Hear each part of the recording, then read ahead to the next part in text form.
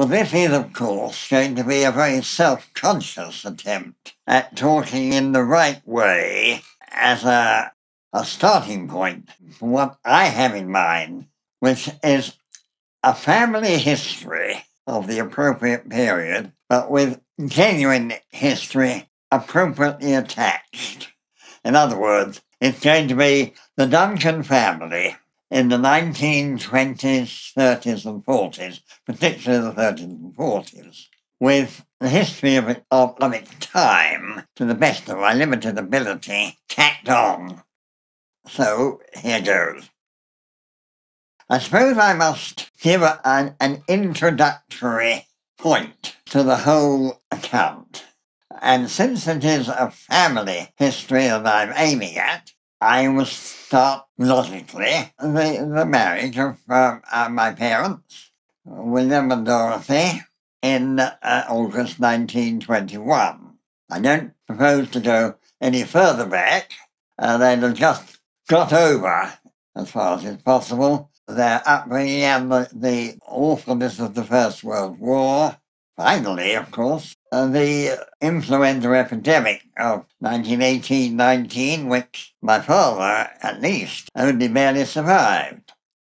Anyway, their marriage was in August 1921. And thereafter, they moved into a house in Kings Hall Road, Beckenham, where they were for the next 3 or 4 years. My birth occurred in 1923, January 27th, and I gather they had quite a shock when it was found that I had cleft palate and hair lip, but it seems to be a shock which they got over reasonably quickly. And I'm told, had immediate operations at, I think, Guy's Hospital, but I'm not quite sure about that. By the beginning of 1924, we seemed to have settled in as a family in what I think was only a flat in Kings Hall Road. And all apparently went fairly smoothly until what was apparently a further epidemic of influenza in the early summer, or possibly late summer, I'm not quite sure, of 1924, when sadly I lost both my grandmothers within a matter of weeks. In other words, both my father and mother lost their own mother within such a short time.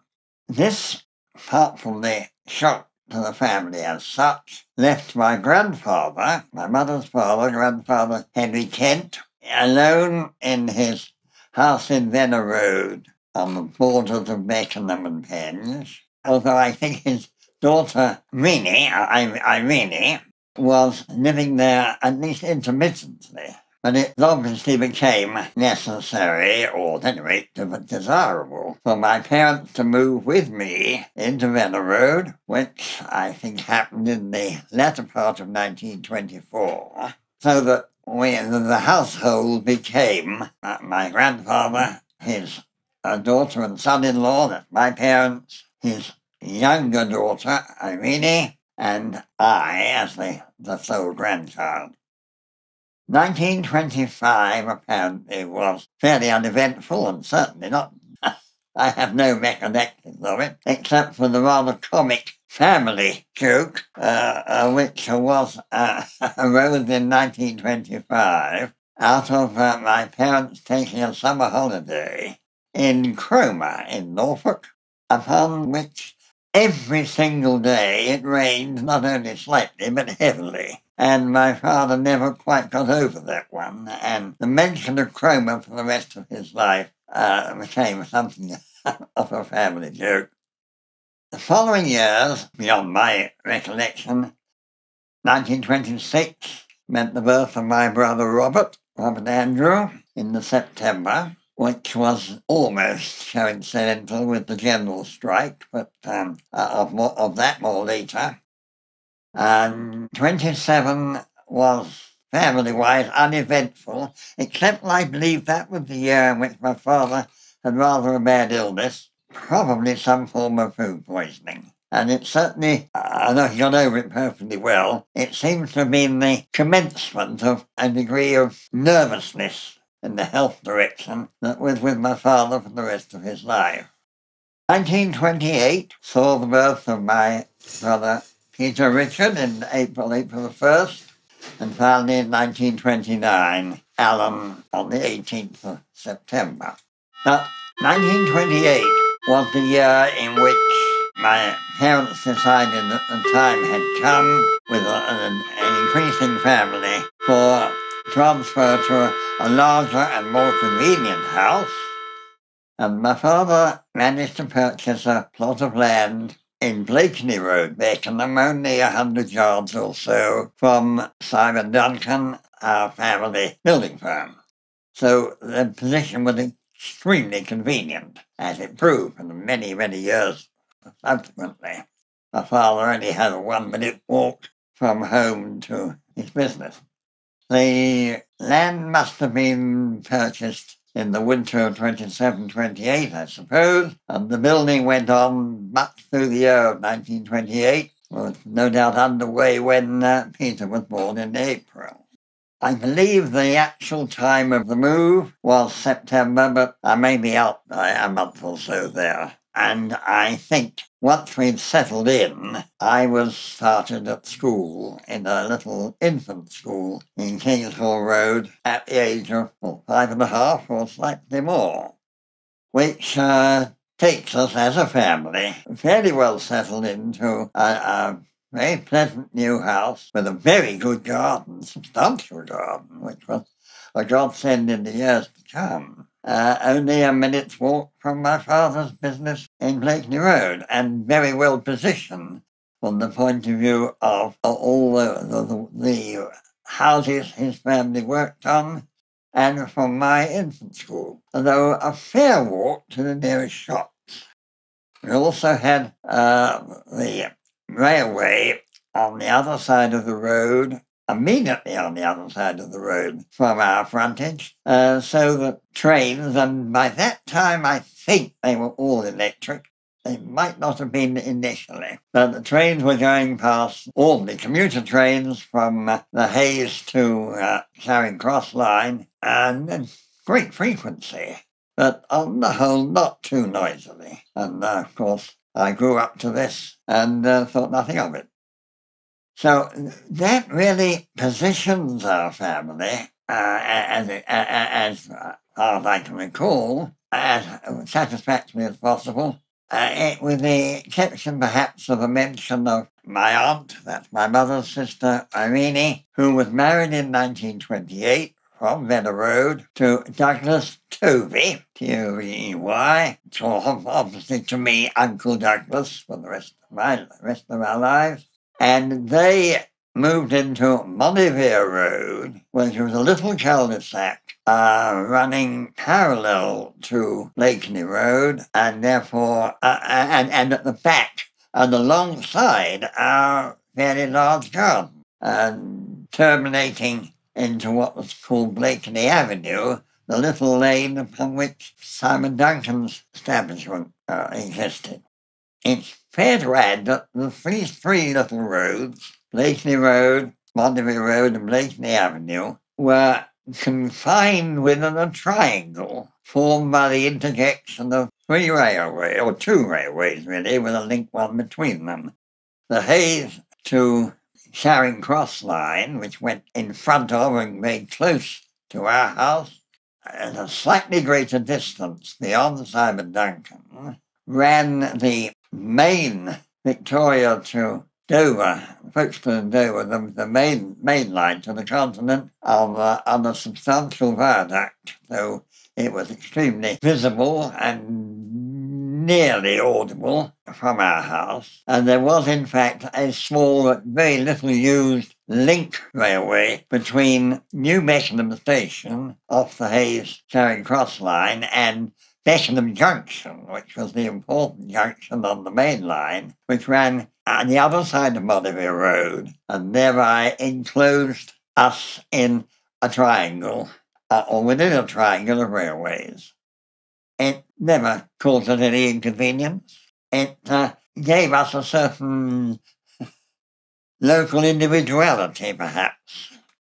Blakeney Road was the only road that extended beyond this triangle, and it went from where Simon Duncan were under the big railway bridge and through to join up with a fairly main road called Rectory Road, which continued round to Beckenham Junction at one end and the beginnings of Beckenham High Street, what was called the War Memorial, at the other end. There was only one other local road off it called Hayne Road, which the corner of which was a well-known school for the young, and to which certainly Pamela attended later on. I'm not sure, but I believe Peter and Alan may have done so when they were very small as well. Such was the best description I can give of our geographical position in Beckenham, lying really between the town proper and the purely residential areas beyond our railway triangle, although even the residential areas were much broken up by sports grounds, Beckenham being particularly fortunate in that much of its area was taken up by very large and very high-class sports grounds, the Midland Bank, Hong Kong and Shanghai Bank, Lloyds Bank, and the National Provincial Bank, much of which with a big public park separated our part of Beckenham from what we might describe as the Penge End, through which I had to pass later on every day for 9 years on my way to school. But having done my best to position myself geographically and my family as a whole in relation to Beckenham itself, very much an up-and-coming original village, later a substantial borough, the origins of which, or the most important parts of which, had been built by my great-grandfather, and later my grandfather, and Mr. Syme, the first of the Mr. Symes, which was the beginning of Syme and Duncan, builders and general decorators, from approximately 1870 right to and beyond the First World War. Now perhaps I should attempt to give a picture of the world around us as it was through the 1920s up to the year 1930. I can only do so very vaguely and approximately, but it may give some sort of a picture of the situation in which our family found itself. As you all know, the First World War ended in 1918, the awfulness of which is historic, and was followed by the great influenza epidemic of 18 to 19, which created far greater fatalities even than the war itself. But once we got into the 1920s, Britain was, in spite of many historical criticisms, really making as good a recovery from the wartime as one could possibly hope. The British Empire, as we were like to be told, was the greatest empire in the world, had somehow survived the war years. It was never anything like as predominant in the world in the 1920s as it had been in the late Victorian and Edwardian period. But it was surviving, and Britain still ruled not only India and very large parts of Africa, bits of the Caribbean, and was the nominal ruler of the great Commonwealth, English-speaking countries of Australia, New Zealand, Canada, and rather more shakily, South Africa. The 1920s recovery from war did not proceed too badly in the early years, in spite of much criticism, as you will find from the histories of the period. In retrospect, the 1920s went tolerably well for Britain. It was becoming increasingly obvious that America was going to be the great world power, but that was progressing only very shakily. France was recovering even more shakily from the awful devastation it suffered during the First World War, and Germany rather similarly. It should perhaps be remembered the actual physical devastation from the First World War was almost entirely confined to France, with a little bit of Belgium. Not very much genuine fighting on land occurred outside those limits, and therefore the continued hostility that lay between France and Germany naturally continued for a while and had a lot to do with the Peace of Versailles, which was so largely controlled by the French leader Georges Clemenceau, which intended to crush Germany and keep her crushed. Lloyd George and the American leader Woodrow Wilson were much more moderate in their approach to the aftermath of war and the peace, Woodrow Wilson in particular. And the fourth important participant of the peace arrangements was the Italian Orlando, I think he was, but they had very little say in the matter. And other representations of other countries, including, of course, Australia, New Zealand, Canada, etc., were, as far as actual negotiations were concerned, of very secondary importance. Above all, there was, of course, the spectre, one might say, of Soviet Russia looming in the vastness of Asia, encroaching upon Europe in the background. A hideous spectre, no doubt, in the eyes of almost all reasonable thinking people. I suppose, in retrospect, not unreasonably hideous. We all know what a menace Russia became, and it was in those years of communist autocracy in the 1920s that built up Russia in its enormity to such a worrying influence for the rest of the world, and particularly to Europe. Eastern Europe was trying to sort itself out with new Baltic states, which had been lopped off the original Tsarist Russia, Estonia, Latvia, Lithuania, and then in the south, Bulgaria and Romania, although they had existed before the war, and then a newly reformed, terribly important country of Poland. Now, Poland was one of Europe's problems in that it was that area which lay between Russia and the Baltic states and the mass of the German Empire, with a rather insignificant Austria-Hungary to the south. Poland had been, throughout the centuries, a comparatively small but independent state, arising originally out of Duchy of Warsaw, and quite disgracefully dismantled in the late 18th century by Russia, Austria, and Prussia, which was, of course, the origins of modern Germany. Poor Poland was carved up into three, with each of those states taking a slice of the original Poland. And if ever there was a source of trouble for the future, those manipulations in 1772, I think, and 1795 were a perfect example of how powers should not behave. Having taken a brief, refreshing drink and being told that I'm getting on all right, I will revert to the situation of Europe in the 1920s to the best of my very limited ability. Germany was recovering probably as well as anybody in the early 20s, and since Germany, in fact, had not suffered structurally, very little of the war had actually taken part on German soil. But they were, of course, in a totally shattered political position.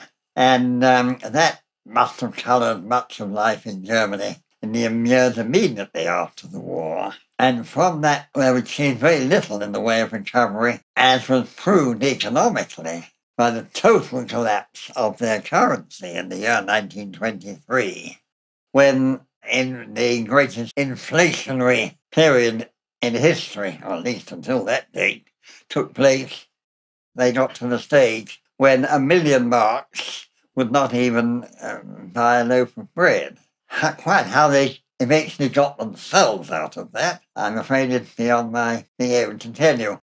I would have to refer to economists to give you a picture of their recovery, which was only a very partial one in any case. Their form of government developed in what later became known as the Weimar Republic, and which existed only barely successfully until it eventually collapsed into a takeover by the Nazi Party. So, such was Germany, not making at all a bad recovery physically and industrially, and no doubt agriculturally, but politically absolutely chaotic. They had, of course, lost their colonies at the Peace of Versailles, and that remained the sore point.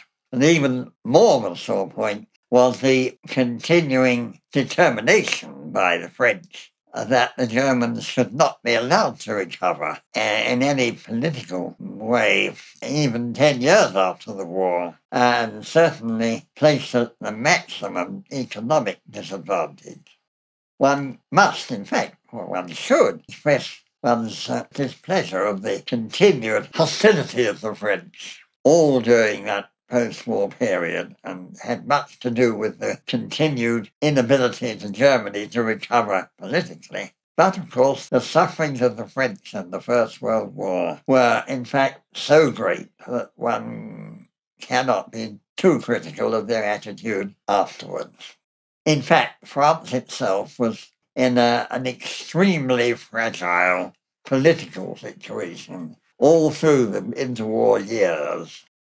Somebody once said that a lengthy survival period for a French government will be about 5 minutes. Well, that of course, is putting it rather strongly, but there was never anything like political stability in France anywhere in the interwar years, and that, of course, affected their general prosperity and their behaviour to their neighbours. Eastern Europe, of course, was reforming itself after the collapse of Russia. There were the new Balkan states and Romania and Bulgaria, about which I'm afraid I know almost nothing in that period. And Poland was being re-established as a nation, but of course it wasn't a nation. It was a hopeless hodgepodge of differing, you might almost say tribes, but people of differing backgrounds.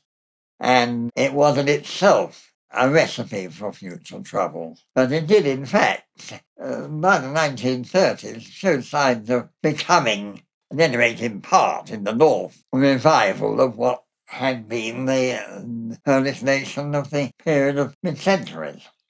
Switzerland, of course, remained independent, as always, and Italy was, of course, the clearest indication of future problems, because after not unexpected political breakdown at the end of the First World War, it succumbed to the fascist party led by Benito Mussolini, and in fact, by the mid-20s, had become the first fascist. That word needs a bit of definition, but I think you understand what was meant by that form of dictatorship.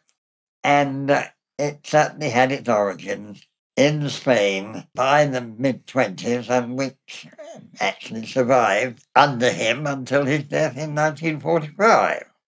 Greece, I think, was a political mess, but survived reasonably well by virtue of its income from not much more than production of Mediterranean fruits and enormously from tourism, which for the first time became an international matter of real international importance in the interwar years. Spain could have survived in much the same way, except that it was the wrong shape and the wrong sort of people to survive by tourism. And they were the remnants of many centuries of Spanish monarchy, which going right back to the days of Charles V, when, in fact, the Spanish monarchy was the great world power. 16th century with the discovery of America and Maine's predominance in overseas expansion. And it is fair to say that only what you might call political incompetence by the Spanish royal family and general political disintegration during the 17th and 18th centuries had reduced Spain to a very second-rate power by the 20th century. They had, in fact, avoided participation in the First World War and really should have taken much better advantage of their good fortune. They were not too badly ruled nominally under Alfonso, I think, the 13th, and if I'm right, then the 13th was undoubtedly an appropriate number because he certainly was an unfortunate gentleman, very well-meaning, but of no great competence, and in any case in an almost impossible situation, trying to control the country, hopelessly split between the left and the right, if you might say, and almost too large to be properly controlled from Madrid. Portugal lay beyond, and being fortunately for itself, small, compact, and fairly well separated from Spain by mountain ranges, it took quite good advantage of its fortunate situation and probably went through the interwar years as well as anybody. And of course, into freedom from the Second World War, and in a position to take great advantage of its position. I should have mentioned, of course, France had its empire, so-called, with a very untidy version of the British Empire, and had, above all, from the French point of view, the enormous advantage come disadvantage of French North Africa, or Algeria now called, ruled, of course, entirely by white French in defiance of the Mohammedan and North African population, which was much the majority. But of course, the overall size of Algeria was such that it was fairly satisfactorily controlled from the French government in Paris. And when the Second World War came along, the Algerian or French North African section of the French Empire began to disintegrate as such, with disastrous consequences, not only there, but in France itself. Such, therefore, is the best picture I can give you of Europe, except for a mention of Ireland, which had separated itself from the British Empire, and we can't blame them for that.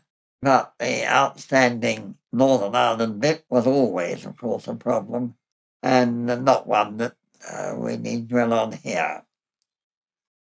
So, we come to the end of the 1920s, and Europe, in a thoroughly untidy state politically, was struggling along economically, one might almost say as well as could be expected, and was very dependent on the prosperity and modernization of the United States across the other side of the water.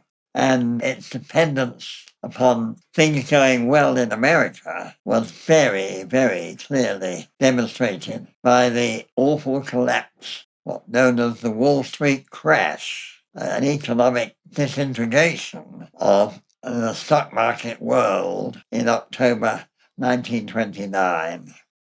It's difficult to realize just how great the effect of this was upon not only America itself, but also on all the rest of the economic world, which was dependent upon things moving smoothly with the Americas.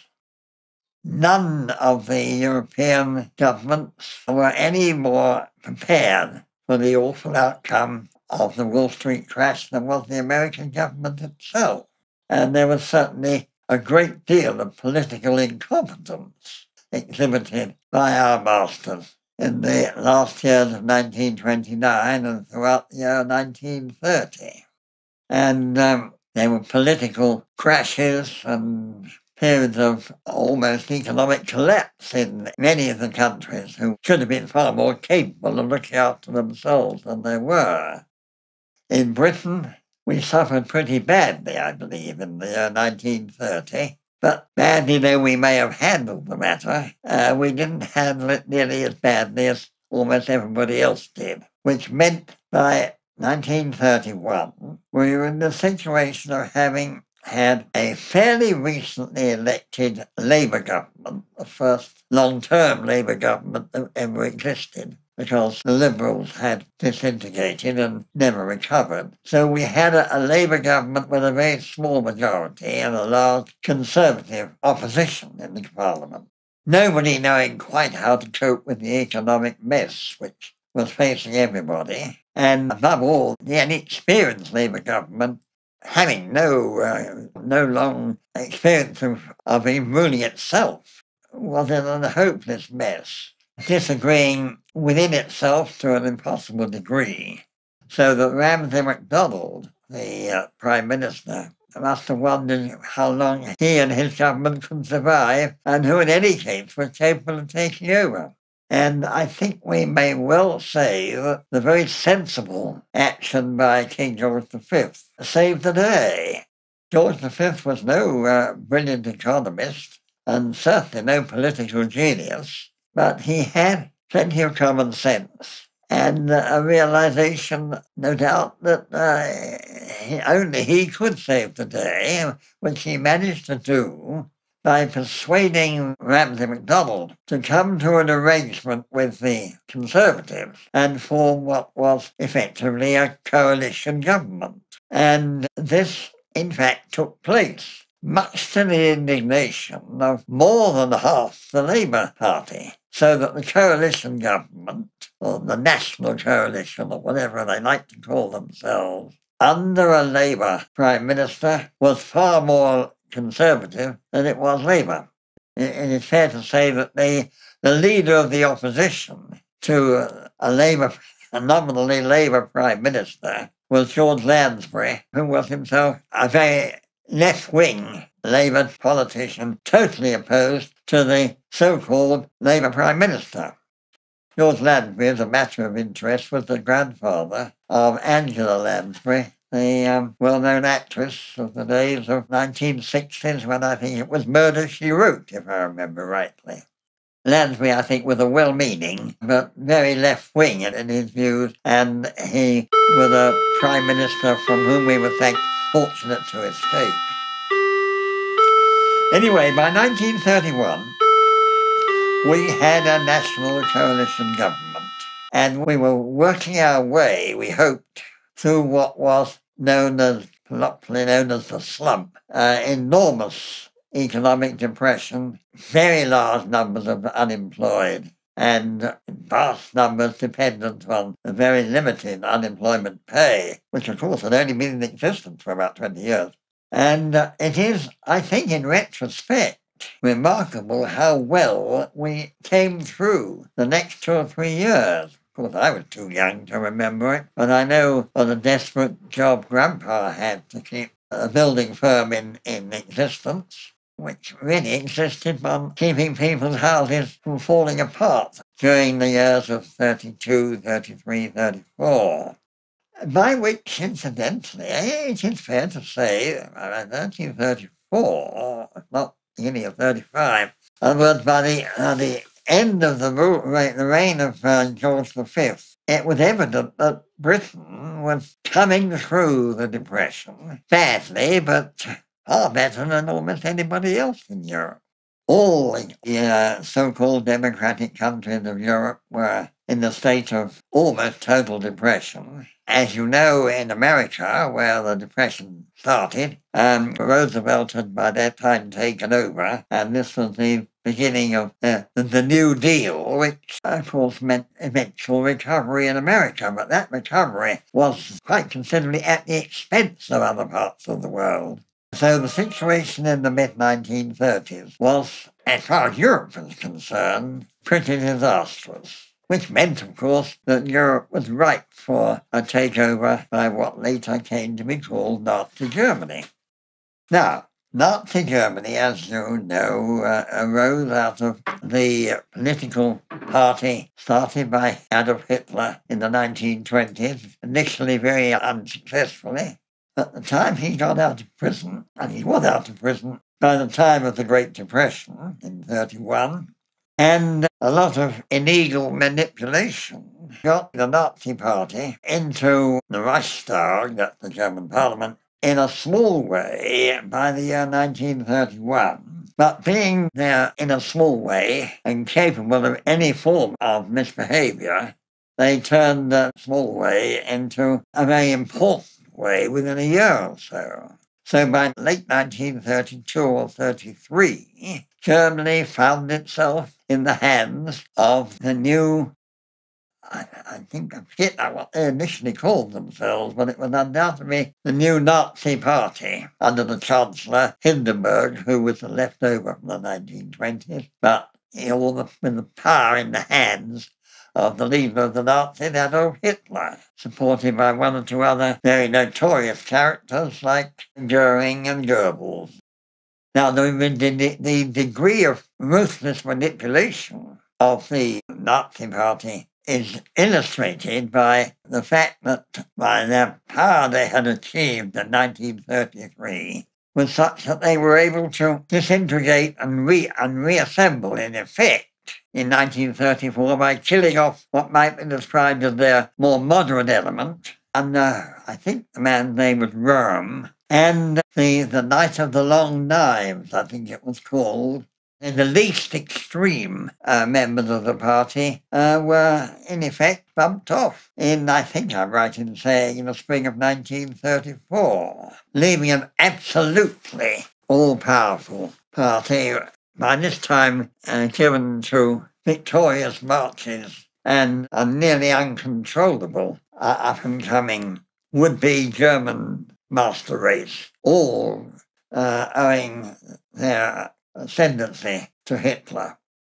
This was starting to terrify Middle Europe by 1934, 1935, particularly as the Nazi Party was just clearly another form of fascism, as was showing itself so initially successful in Italy and was rearing its head also in Spain. There was also quite an element of pro-fascism even in France.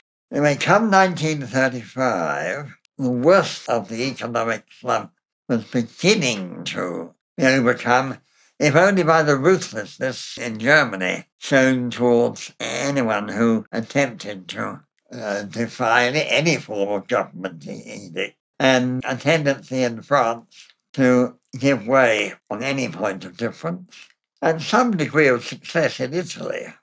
In Spain, they were more completely divided between left and right, because there was in Spain a very big communist element, minority perhaps, but a big communist element sitting alongside a big fascist element, which was, of course, a recipe for trouble, and trouble, in fact, came in 1935 with the beginning of the Spanish Civil War. Alfonso XIII had been kicked out some few years earlier, and they had struggled with so-called Republican government in the meantime. One of the nastiest civil wars of history dates from 1935 and was aggravated by deliberate German support, of course, not open support, but concealed support, in the same way as the communist element of the war was being supported from Russia. Not very effectively, and it was in fact probably more effectively supported by limited elements of communism in both Britain and France. Quite a lot of well-meaning left-wing politicians in Britain became involved in the Spanish Civil War. And in fact, of course, there was a British neo-fascist or neo-fascist element under Oswald Mosley, who was insisting on the need for Britain to support the right-wing side of the Spanish.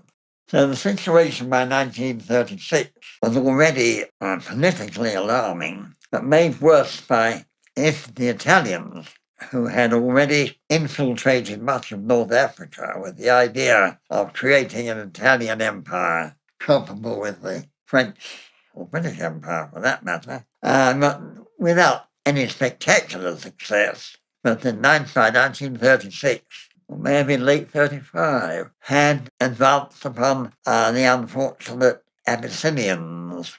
Abyssinia, or Ethiopia as it became known, had a somewhat medieval, archaic government of this very large and well-populated country, centered on Addis Ababa, under a new emperor, so-called Emperor of Abyssinia, Haile Selassie, who had a most spectacular coronation, almost, I think, in defiance of the obvious oncoming Italians in 34-35. There's a very famous novel by Evelyn Waugh called Scoop, which gives a very clear picture of what was going on in mid-East Africa at that time.